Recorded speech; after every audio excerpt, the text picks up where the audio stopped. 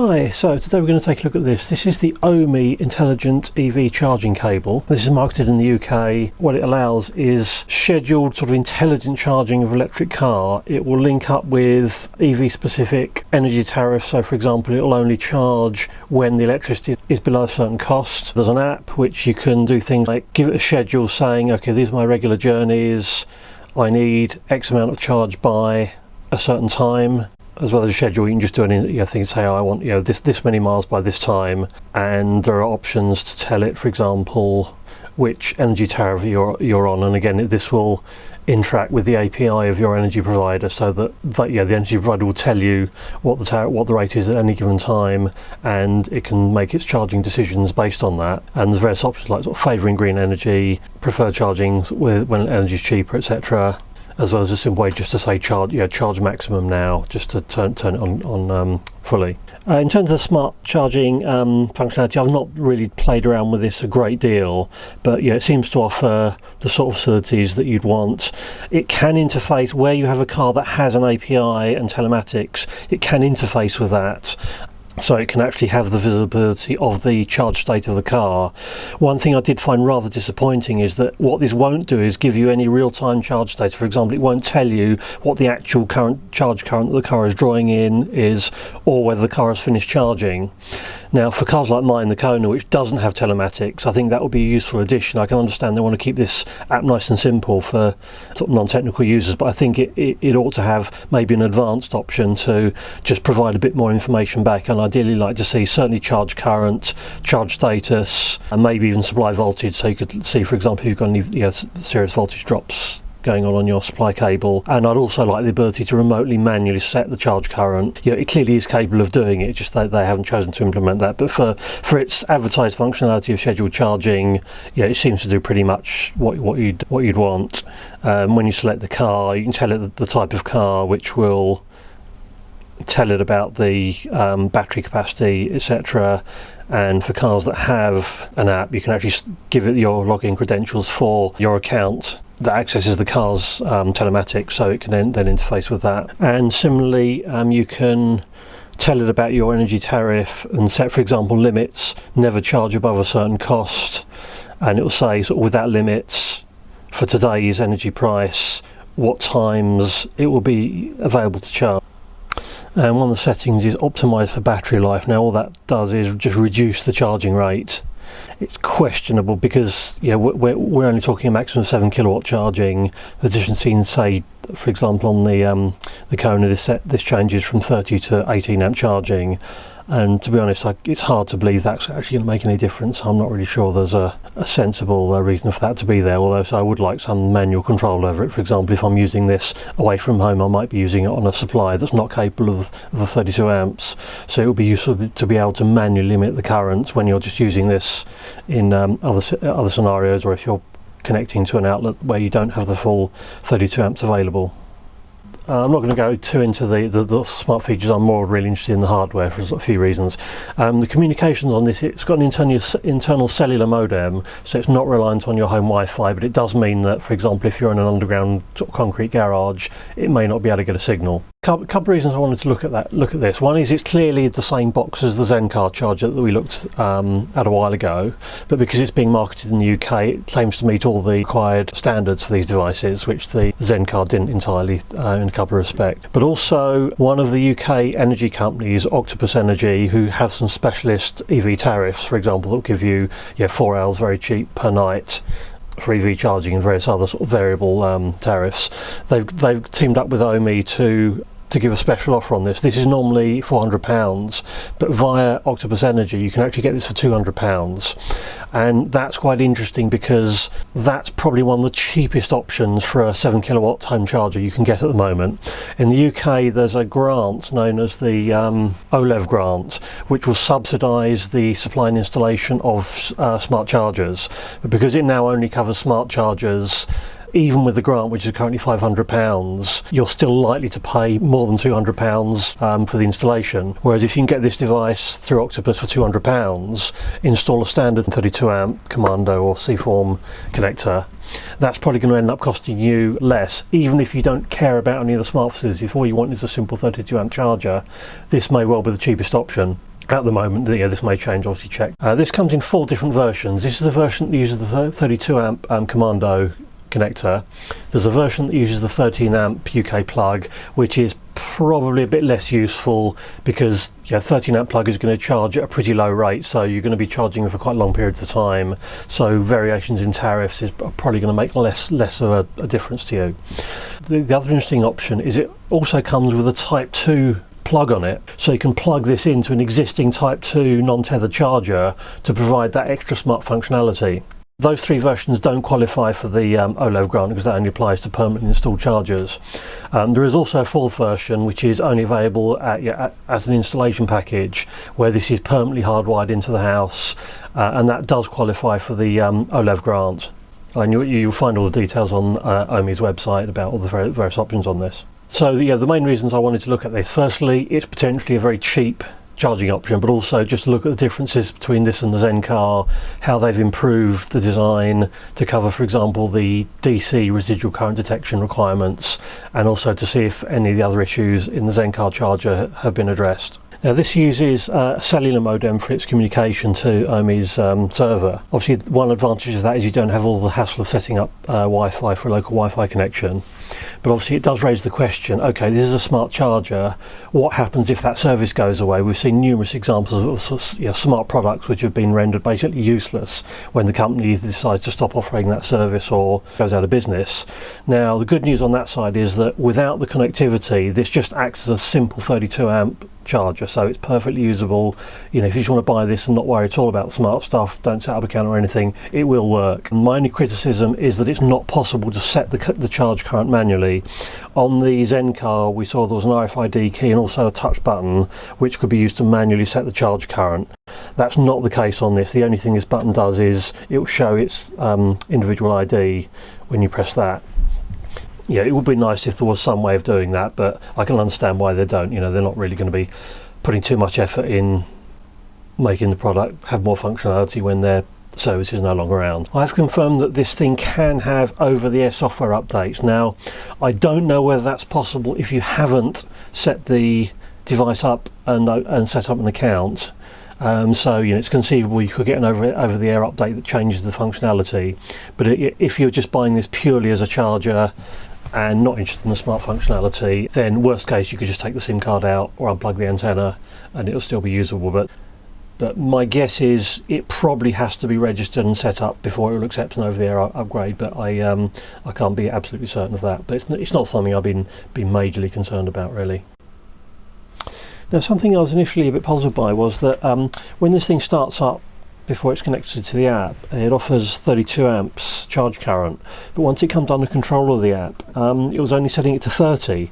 Now, I subsequently found out via Ohme that there's actually a setting based on the car type selected. This is out for my Hyundai Kona, and the spec for that says 7.2 kilowatts, but actually that's the output current, not the input current. So they've set a limit of 30 amps, and apparently that's to do with the way they calculate their charging profile, so they can estimate how much, what the car's maximum charge rate is. So if I change the car setting, it's now set that to 32 amps. I'm pretty sure the Kona will charge at 32 amps, so I'm sure they'll be updating their database accordingly at some point. So that explains why there's that discrepancy.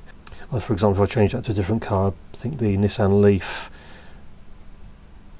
is only 27 amps. So if I set it to a Leaf, done, you can see it's now dropped down to 27 amps. I don't quite understand yet why they do it that way rather than measuring the actual charge current of the car and use that to calculate the charge profiles. I suppose one reason for that is that if they already know what the maximum charge current is, they can set a profile ahead of time before, so it only charges on the special tariffs. Obviously it will only start charging when that tariff comes in, and that's the only time they'll actually know the charge current. But I think there might be a slightly smarter way to do it, because this thing can measure the actual current, so that may be perhaps a better way than just having a database of the maximum charge currents in each car type. I think this is probably more of an issue for cars that don't have an API, so it can't get any information direct from the car's telematics. And worst case, for example, here I could easily get around that because I'm not using the telematics. I'll just tell it I've got a BMW i3 and it will charge at 32 amps and it won't know any better. So we'll take a look inside at the construction, do some test measurements to see if it performs, and see if there's any other interesting stuff going on. Mechanically this looks pretty much identical to the Zencar unit. We've got 6 bolts on the back underneath the label. I'll just cut holes in this rather than peel the label off. The only difference is that they use the security Torx screws, and there's also a rubber washer, whereas the Zencar, it's possible that it had it, I lost it, but I'm fairly sure it wasn't on any of the 6 ones. I just unscrewed it again, so I'm fairly sure that wasn't fitted on the Zencar. So we've got a little bit of sealing there. Of course, I mean, that's not the ideal way of doing a seal. If you look at a lot of sealed higher end sealed enclosures, what they do is they actually run the seal inside the screws, so that the sealing of the box isn't dependent on the screw at all, whereas here it is, because the holes are inside the seal. There's a lip on this case that engages in a rubber gasket inside here, so the case itself is reasonably well sealed. We've got some ribbing in here to make the case sort of nice and rigid, and we have the optional mounting holes here for sort of a wall mount or a wall hang. One concern I do have in terms of it's sort of waterproof, it's rated IP54, it says do not immerse in water, but I don't think I'd trust this for long-term outdoor use, because the front, basically it's relying on this stick-on label as the seal, because if you go down to where the windows, there's a slight taper on this window, but there's no active sealing on there. So I think, particularly if it's got sunlight, I think over a period of time, I don't think you could rely on this to prevent moisture getting inside through this window. So I certainly wouldn't mount this outdoors in an uncovered location. If it had to be outdoors, I'd put some protection against direct rain, and preferably sun as well.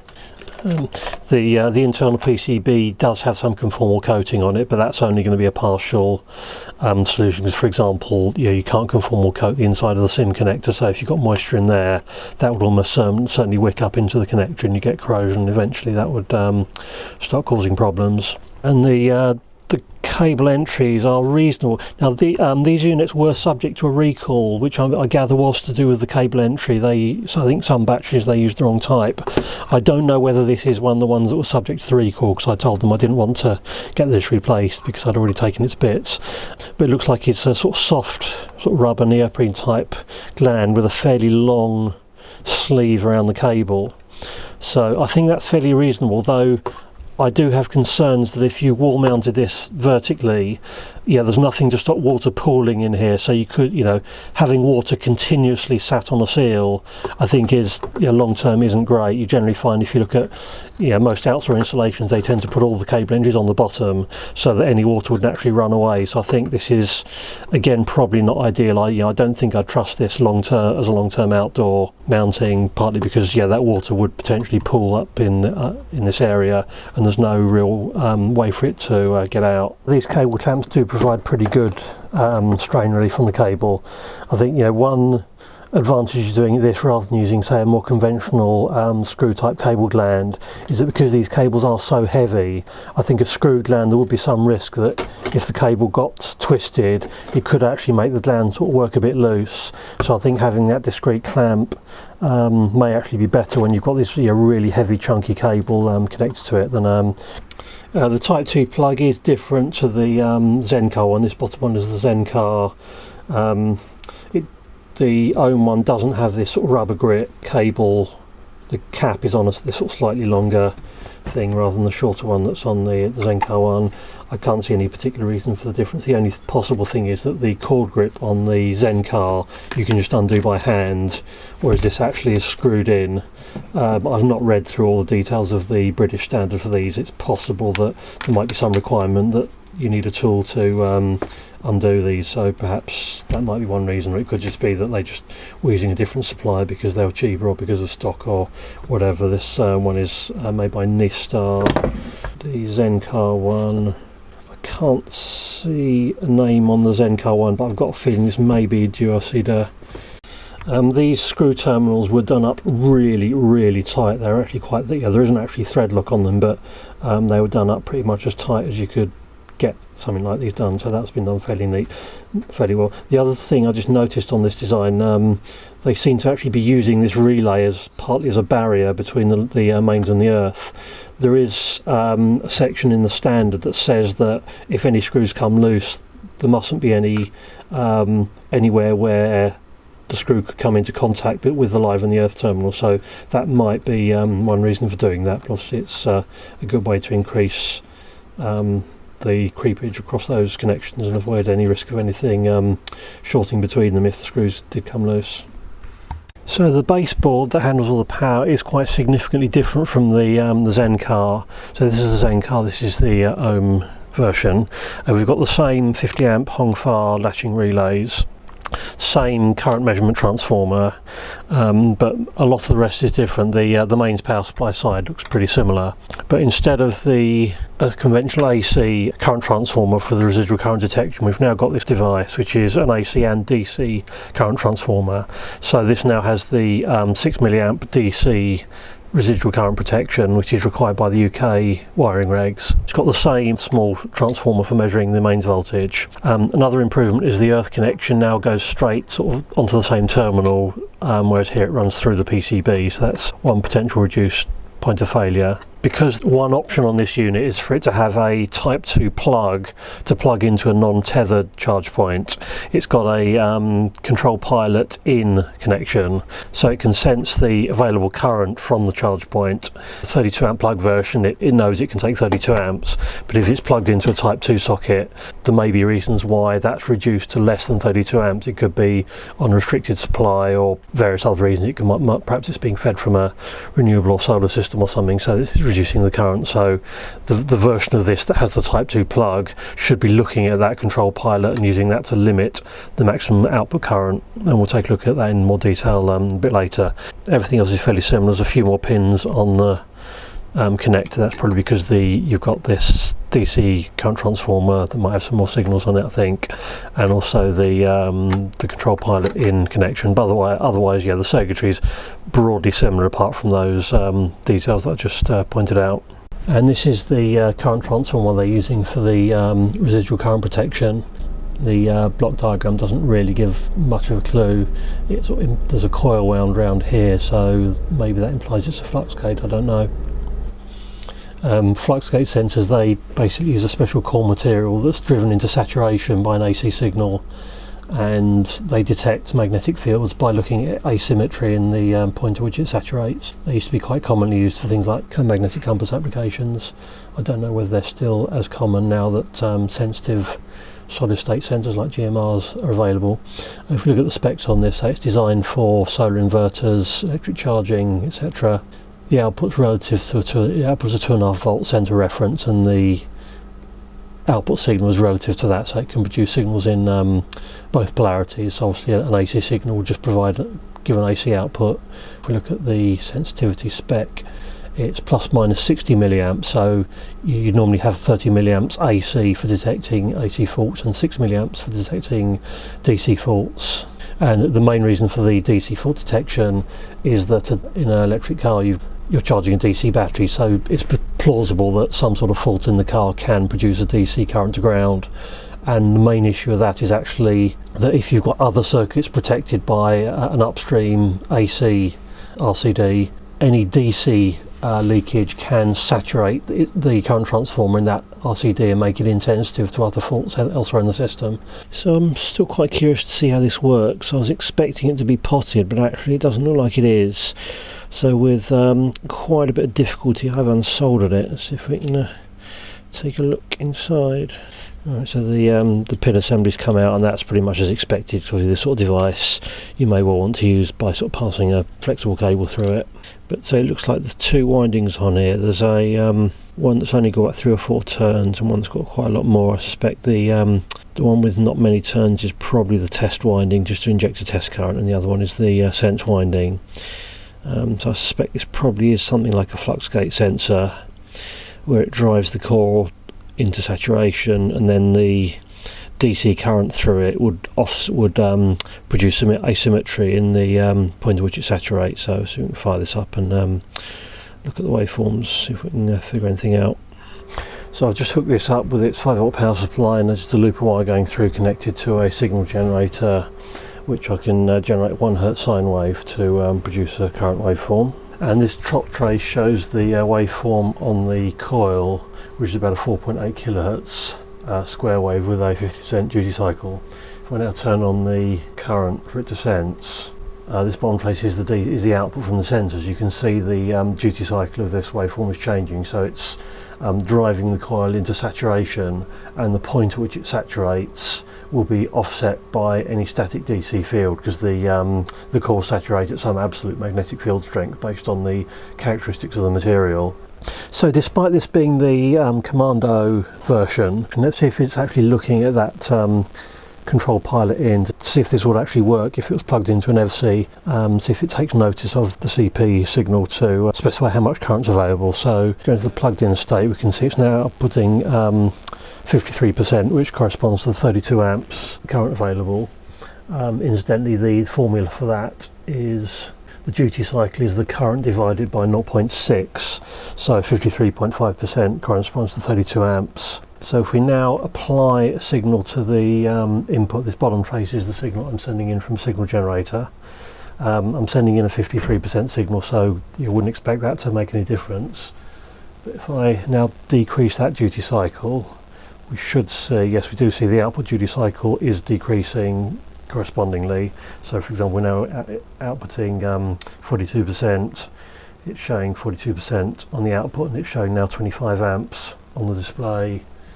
This is as low as my signal will go, which is 20%, and that's now showing 12 amps. So yes, although this is the commando version, it does actually have all the logic and the circuitry to work when plugged into a type 2 untethered socket, and it will correctly control the current. See how it behaves when it's charging in its lower reduced current mode, which is 18 amp when it has the 32 amps available. So if we now decrease the available current, so we're now, yeah, so it's now decreasing, so that 18 amps, it's not scaled, it's just a limit. So on the reducer mode, it just limits current to 18 amps, or whatever the incoming EVSE signal is telling it, whichever's the lowest. Not surprisingly, the front board is completely different from the Zencar. This is the Zencar one, which we saw before. And on the Ohme, we've got this cellular module. This does cellular comms, as well as, interestingly, GPS. It's actually got a GPS antenna fitted and connected, which seems a little bit peculiar. I can't think why you'd do that, especially as this thing, would often be used inside a garage where you wouldn't even get a GPS signal. I can understand maybe putting the socket on there, but it seems a bit peculiar why they actually bothered to fit the GPS antenna on this. I've just replaced the pin header on this with some pins, so I can actually unplug this easily to get at it. We don't have the RFID reader. We've got the single touch contact, some power supply stuff down here. All these are just op amps for the various measurement functions. And the processor is now an STM32F405 RGT6, which is a much more powerful processor. There's also an external SPI flash. There's about 280k of what looks like code in here. Now I'm not sure whether the code is actually executing from there or whether that's just external storage for over-the-air firmware updates. There's some suggestion there might be a file system implemented in here, just looking at some of the text in here. There's clearly network stacks, the security stuff.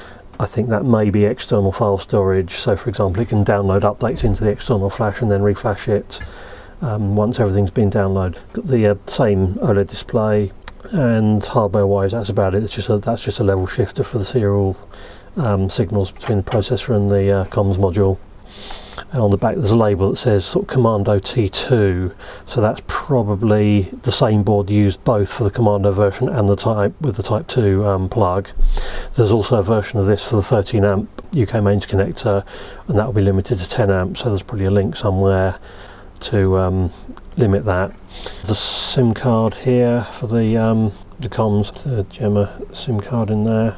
There's the same little 2-pin connector that we saw on the Zencar. That seems to be connected to an output drive, and my guess that may well be a for the locking solenoid on an untethered unit, where to actually lock the plug in when it's plugged in externally. A couple of connectors, not really obvious what those are for. There's just a few sort of various signals on there. I couldn't see any obvious serial sort of UART type stuff on there. There's also a relay on here, and what this seems to do is connect the incoming and outgoing CP control pilot lines on for the Type 2 version. Now, I was slightly puzzled as to why you do that. The way it's set up is that when the unit is powered off, it connects the incoming and outgoing CP lines together.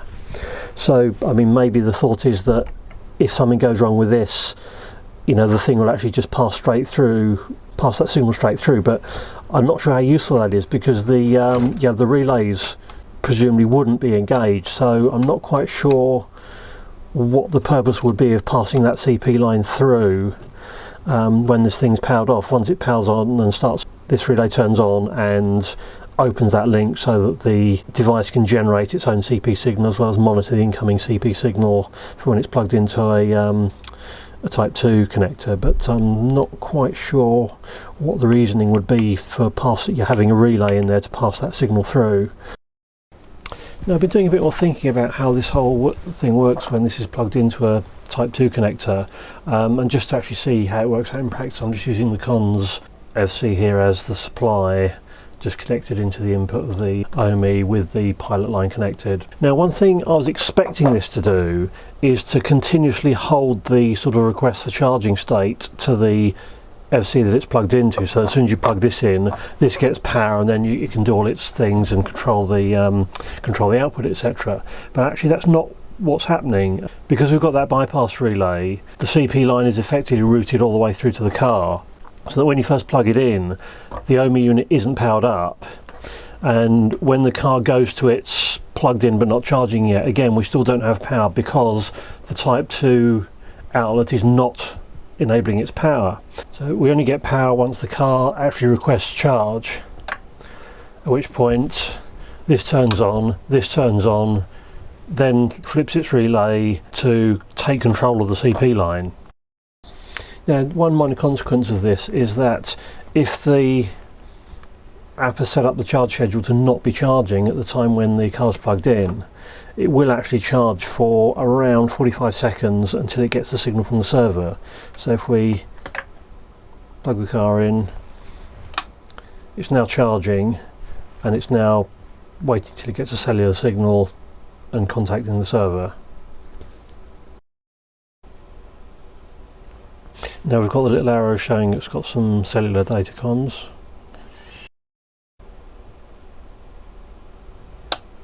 And now about, I think about 50 seconds later, it's now switched off and gone into its waiting to charge mode. So not really a huge deal, and there might actually be some benefit of it charging briefly as soon as you plug it in, just to confirm that it is all plugged in and working. But say not a major deal.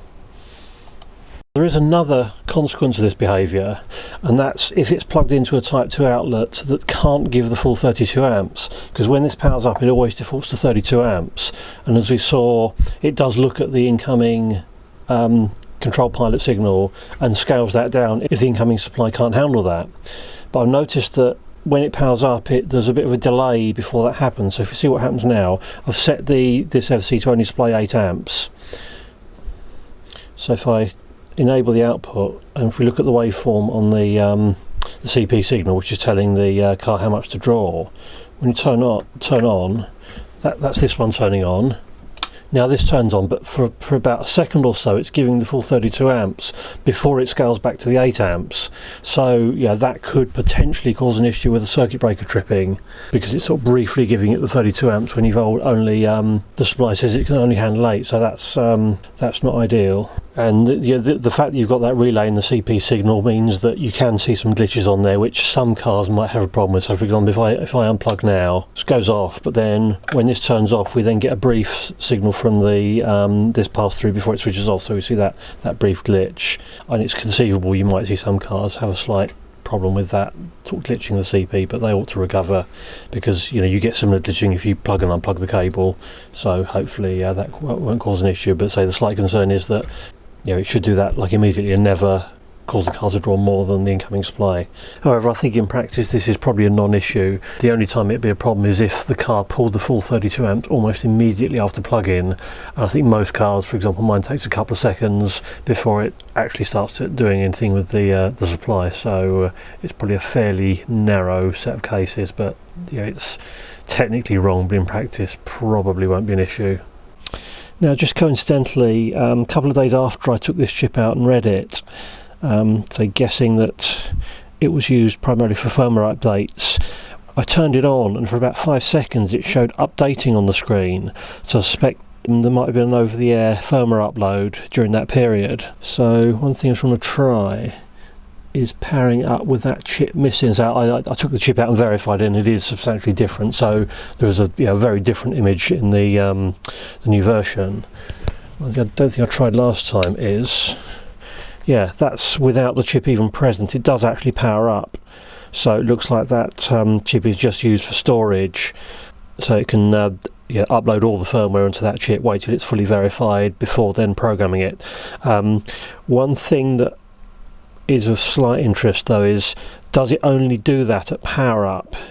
Because if you've got this thing in a hardwired situation, you're probably not going to be plugging it and unplugging it very often, so I wonder if it waits for a power up before it does that update, or whether it does it at some point, or maybe regularly checks it or something. So let's check the earth leakage performance. I've got a DC current source set up, connected across one side of the transformer just to inject a DC current. That's the easiest way of doing it. So turn on and connect the car, so the car is charging. Now increase the DC current that we're injecting to simulate a DC earth leakage fault. So it's meant to trip at 6 milliamps and trips 4.7 milliamps. It's showing error 14 there. Now if I remove the fault,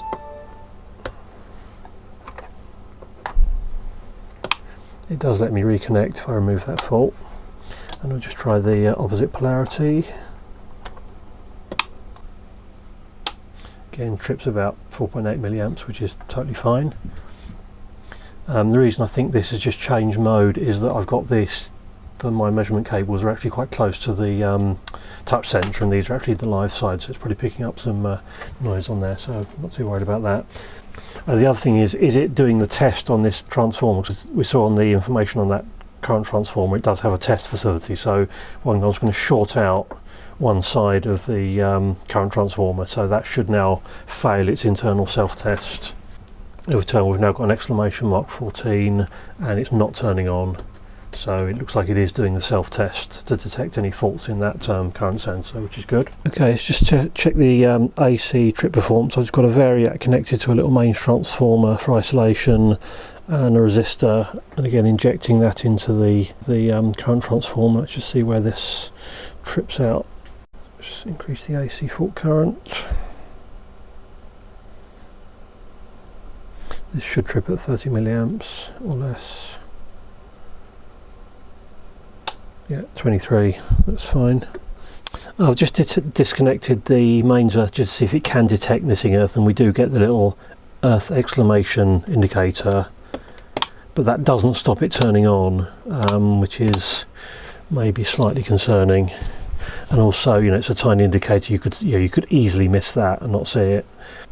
I mean, there may well be situations where it can't accurately detect the incoming earth, for example, if it's run on an isolated supply under certain circumstances, but I think it should probably give you a bit more warning in that case than this just tiny little so I just want to see if it gives you any sort of notification if you get an error during charging. So if we're now charging under control of the app, so if we just give it a DC leakage fault that's tripped out, I mean, I'd like it to just pop up with a notification saying, hey, your charging has stopped. It doesn't really seem to be telling us anything. Now, for those that aren't familiar, the protocol used by this is very simple. Everything happens via a single line called the control pilot, and the car puts different resistive and diode loads across that depending on what state it's in. The onboard charger on the car puts different resistance values across this to tell the EVSE when it wants power to be switched on, and the EVSE outputs a bipolar square wave plus minus 12 watts at 1 kilohertz, and the duty cycle of that square wave tells the car how much current it's allowed to draw. So if we do the initial connection, which is 2.7k, you can see it's producing the waveform, and the waveform is being loaded on its positive half cycle by the diode. So the car will have this diode in there, and there is a little connection icon that you may or may not be able to see on there. And then when the car wants to go into charging mode, it then reduces that to nominally 1.3k. So that's now turned the power on, and the car is now charging. It's monitoring this waveform. Incidentally, this can change dynamically. So for example, if you're on a solar system or you've got other loads on the system and it needs to load balance to avoid going over a certain amount, this PWM waveform can change during charging, and the car will reduce its current draw fairly immediately. So that's the basic functionality. There's a couple of sort of safety features on this, basically to make sure it doesn't energize the connector if the cable gets damaged or there's water in it. The primary one is a diode. So we've got this series diode, the idea being that the EVSE is supposed to look at the asymmetry of the waveform to tell that it's actually a car there, not just some resistive load which could be caused by a faulty cable or say water ingress into the cable. So you can see this waveform, it's only the upper part of the cycle that's being loaded by the car. Now, one thing we found on the Zencar, on the cons EVSE we tried a while ago, is that it didn't actually do this diode test, and it would actually turn on without the diode with a pure resistive load on, and it turns out this is exactly the same. This probably isn't super serious. If you look at the range of resistances that it will actually turn on at, it turns on at about 1.8k, and it'll turn on down to about 200 ohms. So if there's a dead short or a very low resistance short, that won't cause it to switch on, but a partial load up to about a little over 1.8k, and it will turn on. Now, so as I mentioned before, that's probably not a serious issue because it's a bit hard to imagine a fault condition where you get like a resistance as low as the 1.8k down to a couple of hundred ohms, for example, on a damaged cable. And even if you did, and that was a fault condition, particularly for example if it was moisture, it would have to be, I think, very salty water to get that low, and in that case the RCD would almost certainly trip because you'd easily get 30 milliamps of earth leakage in that situation. Now, the concerning thing is this does claim to meet the IC 62752 standard. Now, if you look at the wording of the actual standard, this is BSEN 62752, which is just the British version of that IEC standard. It says the control pilot circuit shall be according to IC TS 62763, which is the standard that actually defines all the protocol. And again, compliance is checked by testing according to IC TS 62763.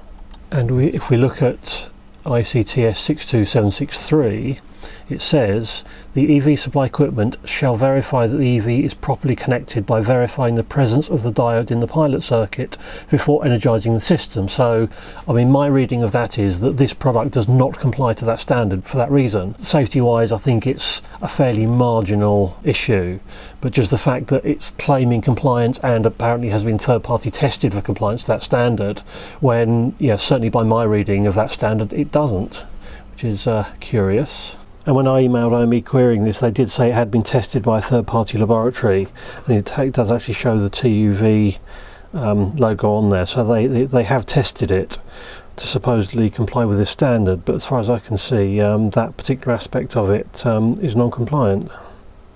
I have subsequently been informed by Ohme that this issue is being taken up with the manufacturer and will probably be fixed in a later revision. Something I noticed when I was looking on the underside of the PCB is this opto-isolator here, and this is just connected to the output mains voltage. So this looks like it's to detect the output voltage is energized, presumably to detect whether the latching relays are closed unintentionally or there's any stuck or welded contacts. And if we look at BSEN 62752, it says that it should have an indicator showing the state of the contacts and give a clear indication or response in case of unintentionally closed contacts, i.e. if the contacts are welded or jammed. So let's just see what happens if we can simulate these contacts being jammed by just manually operating the tabs on here. So if we plug in, the output switched on, you can see our 240 volts there. I just hold those so it doesn't disconnect. So we've now got the output still turned on, but there's no indication here that the output is still live. It does actually do this contact start detection at power up. So if we hold the relay closed and power it up, it's giving us an error. It's a yellow flashing light, and it's showing an error 24. You may not be able to see, but also it looks like it's holding the relay coils in their release position. If I let go, it releases. You see these are now not latching, so it's continuously energizing the release coil to try and open the contacts. I think if that's its intention, then maybe actually pulsing them might be better than just holding them continuously, but at least it's making some sort of effort. I've played around with various sort of holding them closed in various plug and unplug scenarios, and it does occasionally go into this state, but by no means all the time, so it's certainly not checking as often as it could do. So this clearly just looks like a firmware issue. It can detect that situation, it's just not looking for it as often as it should do. It should do it every time it releases the contact, and I've been in touch with Ohme and made them aware of it, and I'm sure this is something that's going to get fixed in the next firmware revision. Obviously this is a relatively unlikely situation because the design of the system is such that the contacts won't generally close or open under load because they're under control of the car's charger. Now, although both of these issues do make it appear that it isn't compliant with the standard, I don't really consider either of those to be at all serious in practice. None of them would cause me to have any doubts about using this unit or really any serious concerns. Both of them would only be an issue in very, very unlikely situations.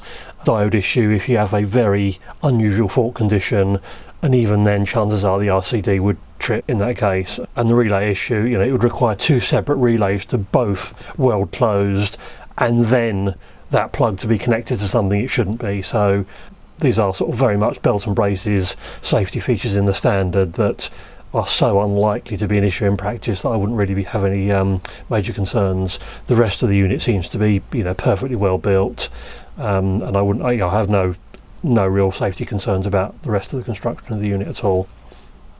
So I just want to do a quick check just to see how much of an issue or potential issue in practice not having that diode check is. I've just put a couple of wires into the earth and CP connectors just to simulate like a very badly damaged or severed cable and see what happens when we sort of short it. Then most of the time we get this green flashing light, sort of short it a few times and it's not turning on. I have seen it very occasionally turn on very briefly, like there for example, it just clicked.